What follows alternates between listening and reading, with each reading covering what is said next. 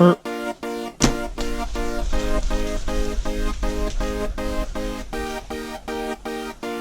him.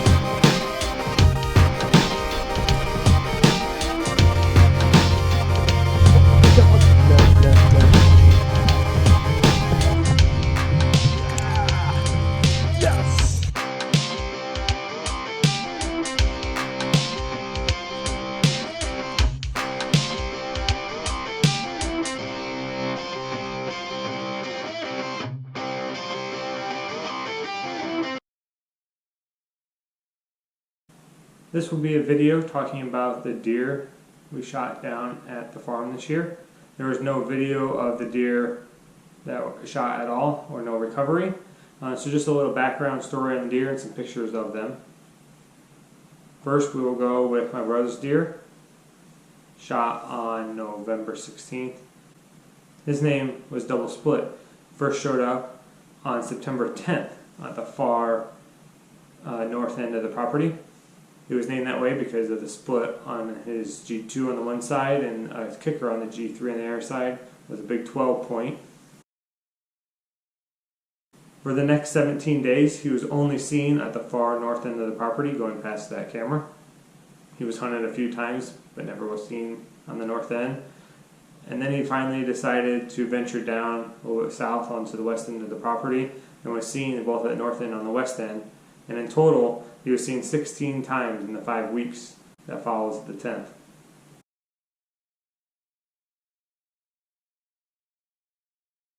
On October 30th, he was finally seen on the east end of the property.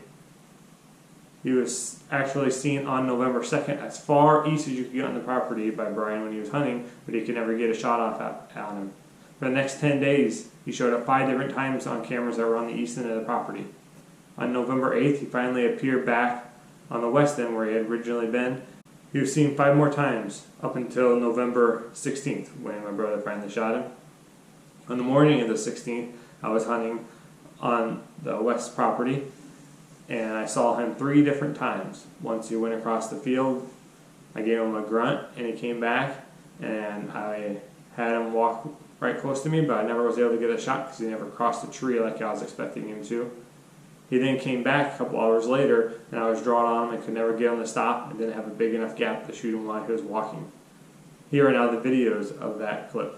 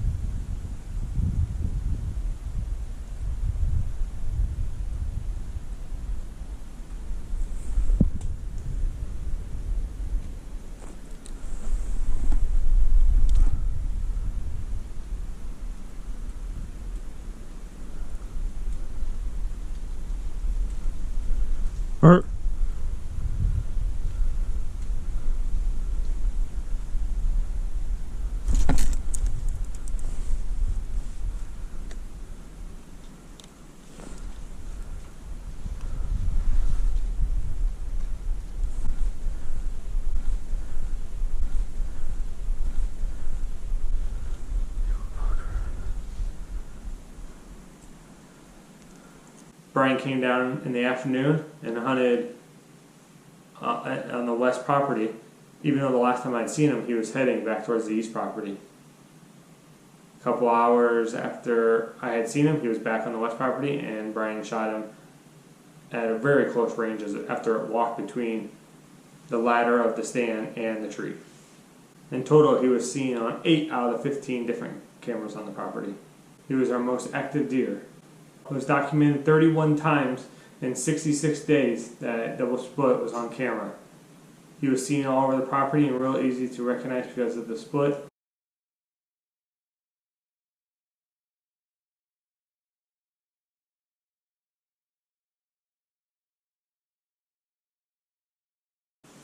Next up, we have my deer that I shot with the name of BP. First named that because he was seen at the camera Big Pond on the far north end of the property on the 9th of October. He was a very active deer around the property from October 16th to November 6th. Those 22 days, he was seen on 14 different days on 20 different cameras throughout the property, both on the west side and the east side, never venturing much farther than the north side or to the far east side, staying in the middle of the two.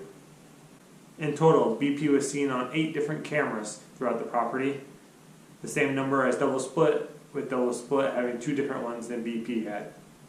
After being seen so much, BP disappeared between November 6th and November 20th, when he was finally seen again. He was then seen 2 of the next 3 days before he was shot. November 23rd was the Saturday of the first shotgun season in Illinois. It was very calm out and kind of warm compared to what it had been. I had to go to Thanksgiving in the morning, so I decided to hunt a bow stand instead of one of our box stands. I went to a spot looking for another deer. I had 3 does being chased by 2 different bucks. They ran past, and when I looked over, there was one deer standing all by itself. Couldn't tell what it was because the head was being hidden by some trees. You could just see that it was a deer standing there. As the deer ran back past him again, he moved his head, and I go, "Oh, there's BP."